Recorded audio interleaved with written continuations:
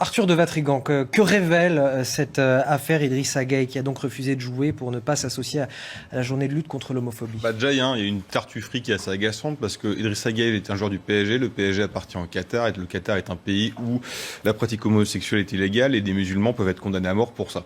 Et à qui, en plus, on a donné la Coupe du Monde de football. Donc, il y a quand même une escroquerie là-dessus. Ensuite, deuxième question, il a dit raisons personnelles et raisons religieuses. Est-ce que la question, c'est il ne veut pas porter les couleurs LGBT, les couleurs arc-en-ciel, parce qu'il ne veut pas condamner les actes d'homophobie, ou alors il refuse de porter ces couleurs-là. C'est ça la question qu'on pose. Et le problème, c'est qu'il y a un mélange des genres là-dessus qui est pour moi le problème, parce que, à entendre certains, le refus de porter des couleurs arc-en-ciel, c'est un délit. Or non, c'est pas un délit de refuser de porter des couleurs arc-en-ciel, les couleurs LGBT, c'est qu'un délit, c'est l'homophobie. C'est-à-dire que, pardonnez-moi pour l'expression, mais un con qui insulte une personne en raison de son orientation sexuelle est un con.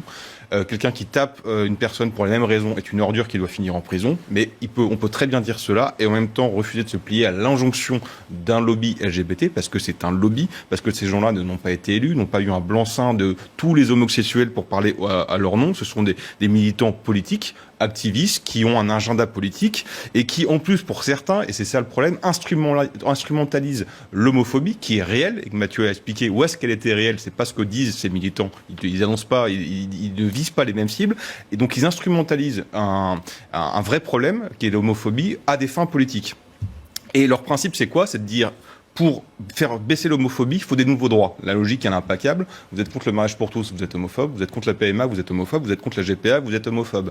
Et comme vous avez pour terminus soit Sainte-Anne, soit la santé, parce que derrière phobe, c'est soit vous êtes fou, soit un délinquant, vous êtes prié de courageusement de vous taire ou de rentrer dans le rang. En fait, non, on peut très bien s'opposer à ceux qui font la promotion de l'indéconstruction, de l'indifférenciation sexuelle, sans être traité d'homophobe, et en même temps condamner tous les actes tous les actes et insultes et mots et violences homophobes.